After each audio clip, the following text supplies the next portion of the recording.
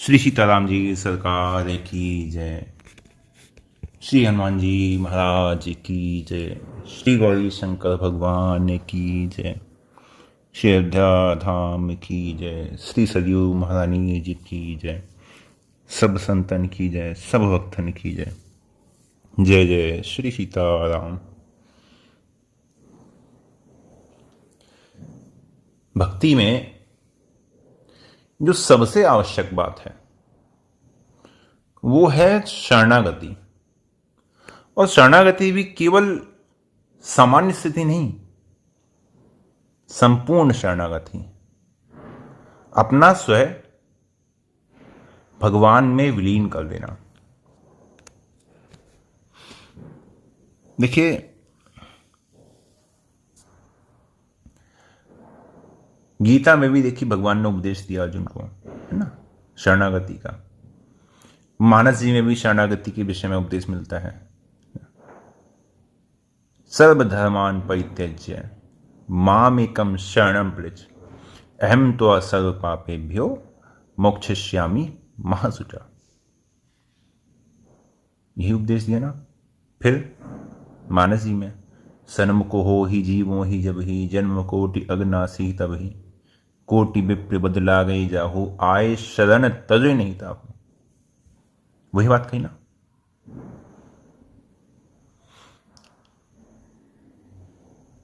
अर्जुन क्या कहते हैं?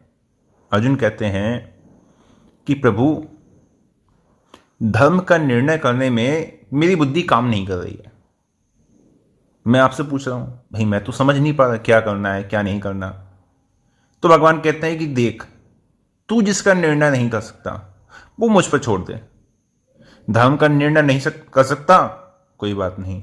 तुझे समझ में नहीं आ रहा ना, युद्ध करूं नहीं करूं, ये सब सगे संबंधी है, इनको मारना चाहिए नहीं मारना चाहिए, तुझे पता नहीं है, कोई बात नहीं। तू इस दुविधा में भी मत पड़।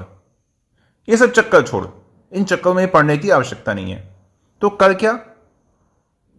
सर्वधर्मान परित्यज्य।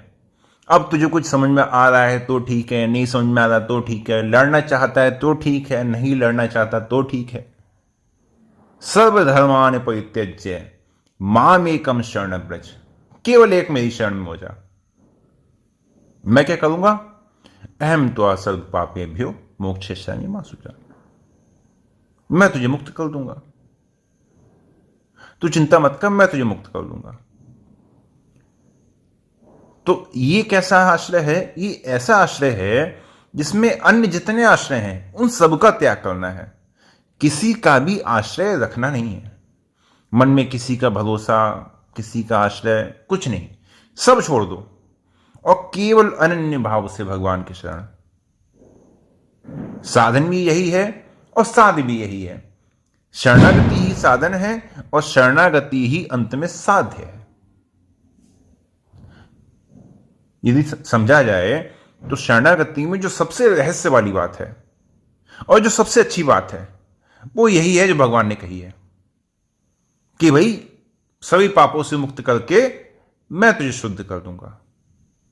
सबसे बढ़िया बात यही कही है ना। यदि सीधे शब्दों में कहा जाए तो भाई तू शरण में हो जा, तेरा पाप नष्ट मैं करूंगा, तेरा पाप मैं नष्ट करूंगा।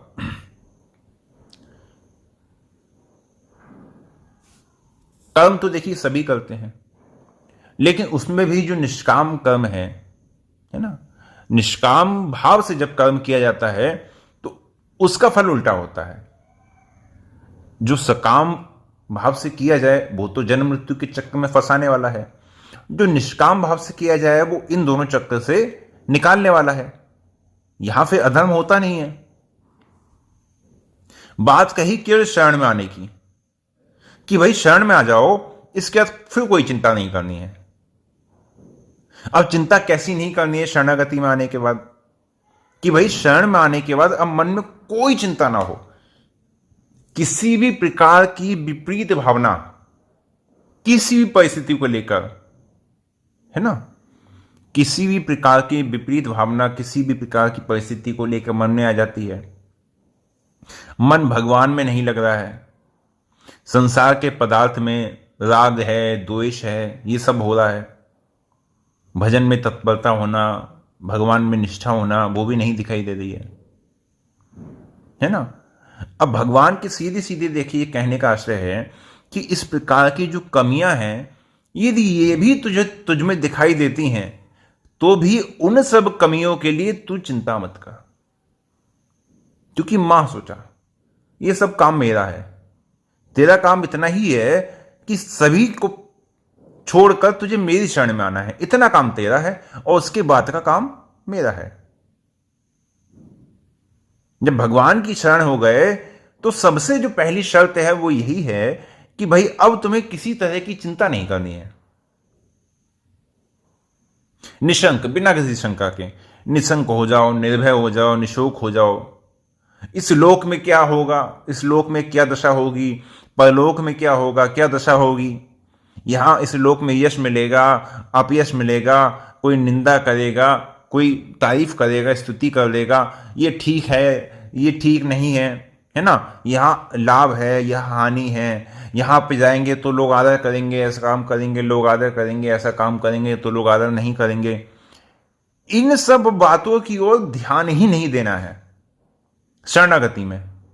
इन सब बातों की ओर ध्यान देना ही नहीं है। करना क्या है, अनन्य शरणागति लेनी है, अनन्य शरण हो जाना है, और जितने आश्रय हैं वो सब छोड़ देना है। भय नहीं करना है, शोक नहीं करना है, शंका नहीं करनी है। जो वस्तु चली गई उसका शोक होता है ना। तो भाई यदि कोई वस्तु जाती है तो उसका भी शोक नहीं करना है। क्या कहा अंत में, मां सोचा ये सब मेरा काम है, मेरा काम है, अर्थात ये है कि भाई तुम्हें किसी प्रकार की अब चिंता नहीं करनी है ना। तुम्हें अब किसी प्रकार की चिंता नहीं करनी है कि भाई मैं तो भगवान के शरण हो गया। सीधी सी बात है, कोई घूमी फिरी वाली बात नहीं है। मैं भगवान के शरण हो गया। जैसे कन्यादान हो जाता है ना। कन्यादान यदि किसी का हो जाए, भाई यही तो उदाहरण तो संतों में दिया जाता है।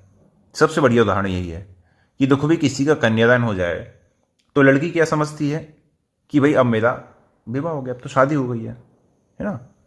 शादी हो गई है तो अब जिनसे विवाह हो गया, जिनसे भाई शादी हो गई, अब इनके साथ संबंध है, अटूट संबंध है, अखंड संबंध है। अब इस संबंध बन गया।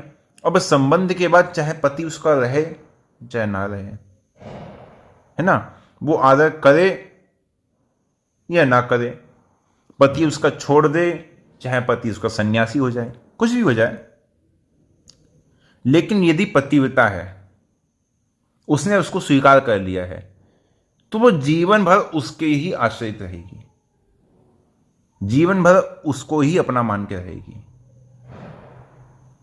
इसी बात के लिए देखो मानस में भी गोस्वामी जी लिखते हैं, पतिव्रता रहे पति के पासा, यूं साहिब के ढिग रहे दासा।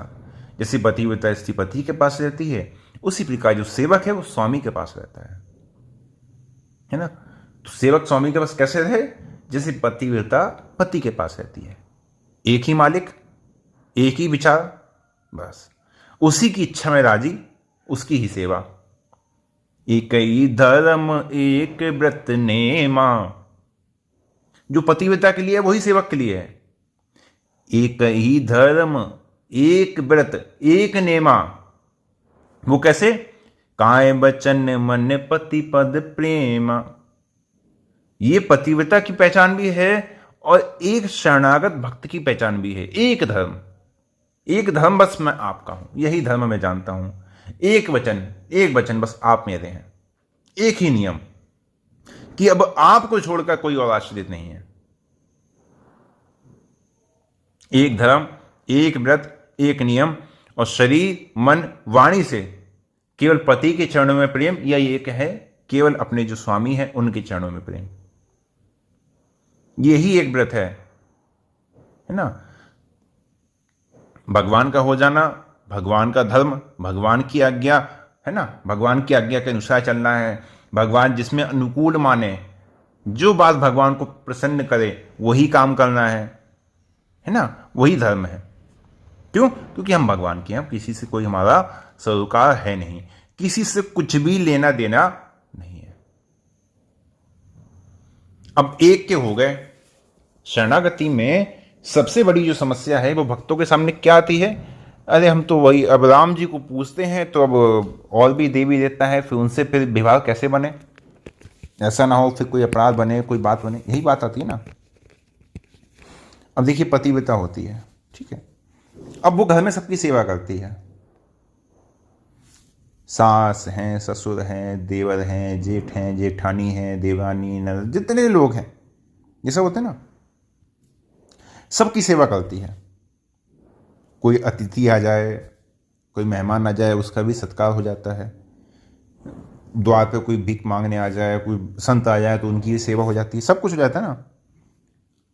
अब उससे कहा जाए कि ये जो बताओ, इन सब की तुम सेवा कर रही हो, तुम्हारा प्रेम किससे है, या तुम्हारा पति कौन है इनमें से? क्या ये सब तुम्हारे पति हैं? नहीं, पति तो नहीं है। तो फिर सेवा क्यों कर रही उनकी? तो क्या उत्तर है कि पति तो नहीं है, लेकिन पति के संबंधी हैं ये मेरे पति से संबंध रखते हैं, इसलिए इनकी सेवा कर रही हूं, क्योंकि इनकी सेवा करने से मेरे पति प्रसन्न रहेंगे। इनको मैं गाली गलौज दूं, मारा पीटी करूं तो पति प्रसन्न रहेंगे? नहीं रहेंगे। हाँ, इनकी सेवा मैं करूंगी तो पति मेरे प्रसन्न रहेंगे। तो अर्थात ये अखिल विश्व है मोर उपाया, सब पर मोरी बराबर दाया। राम जी ने कहा कि संपूर्ण संसार भी मेरी ही माया के द्वारा उत्पन्न है, कोई मेरे से पृथक तो है नहीं। त्रिलेप सब भगवान की विभूतियां हैं, देवता सब भगवान की सेवक है, सबको भगवान ने सेवा दे रखी है, सबको भगवान ने सेवा दे रखी है ना।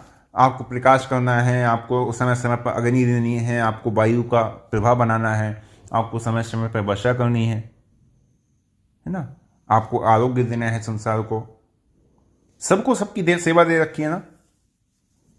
तो ये सब भगवान के सेवक हैं, सब भगवान के सेवक है ना। गोस्वामी जी दोहावली में एक पद लिखते हैं,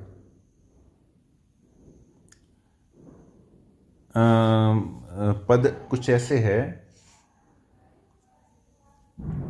मानहु सभी राम के नाते, मानहु सभी राम के नाते, सुहृद स्नेह जहां लो।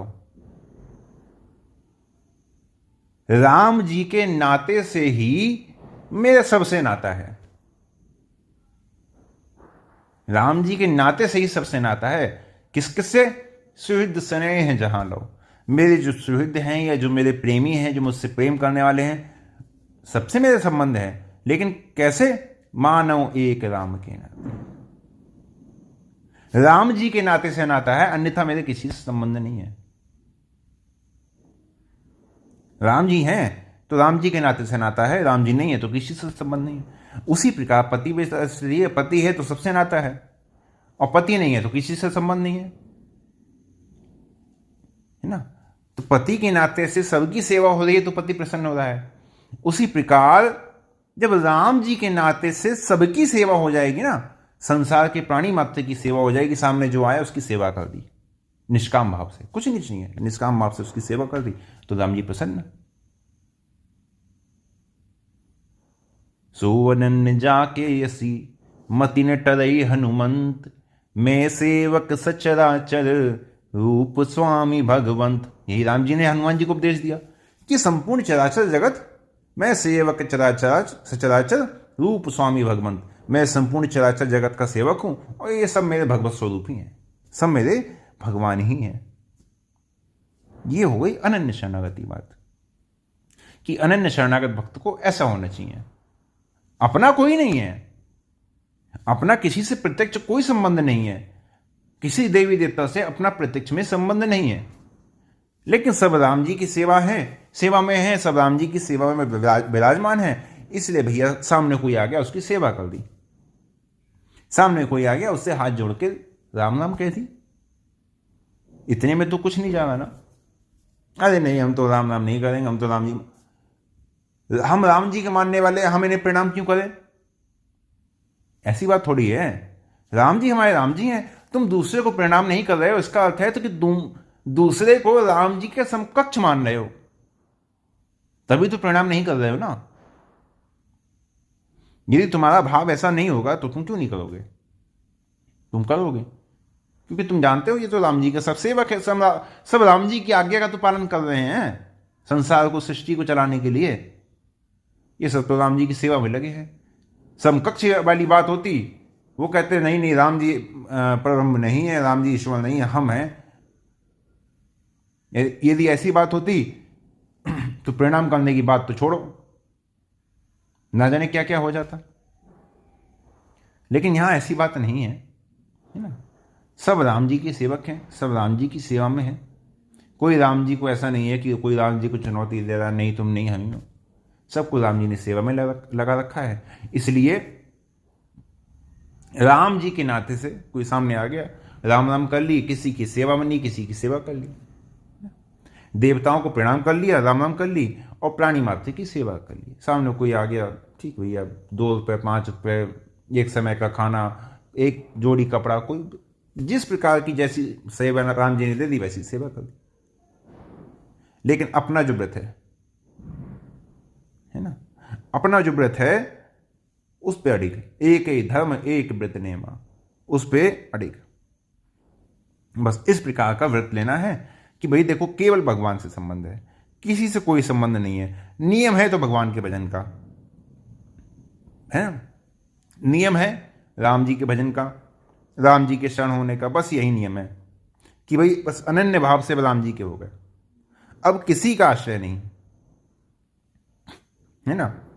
दूसरे की सेवा कर देने में, दूसरों का काम करने में शास्त्र ग्रंथों की आज्ञा के अनुसार भी कोई दोष नहीं है। सबको सुख पहुंचाने में क्या दोष है? कुछ नहीं है।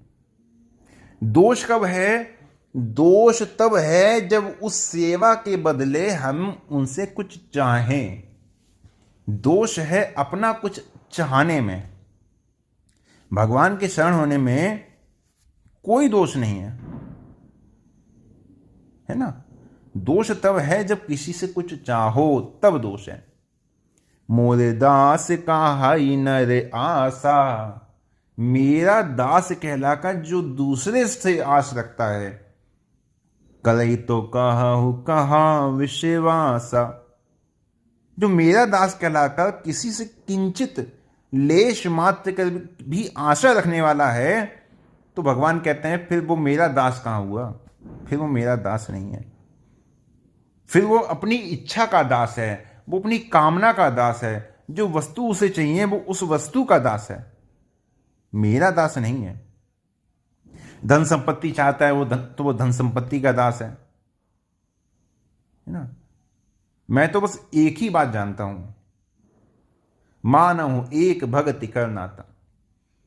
मैं तो केवल अन्य शरणागति जानता हूं, मैं केवल भक्ति जानता हूं, और मैं कुछ नहीं चाहता। एक भरोसो एक बल, एक आस विश्वास। मैं तो बस यही बात जानता हूं। वो मुझे छोड़कर ना किसी से आस करे, ना किसी का भरोसा करे, ना किसी के बल का आश्रय ले, उसका किसी से कोई संबंध नहीं। जब कोई इस तरह अनन्य भाव से आके मेरी शरण हो जाता है और निश्चिंत हो जाता है, तब मेरी बात होती है पूरी की अहम तो असर पापेभ्यो मोक्षयिष्यामि मा शुचा। तब जाके मेरी बात पूरी होती है। उस परिस्थिति में जाके तब मेरी शरणागति पूरी होती है। और फिर इसको शरणागति के भाग को फिर अगले दिन आगे बढ़ाएंगे, और आज के लिए यहीं पे विश्राम देते हैं।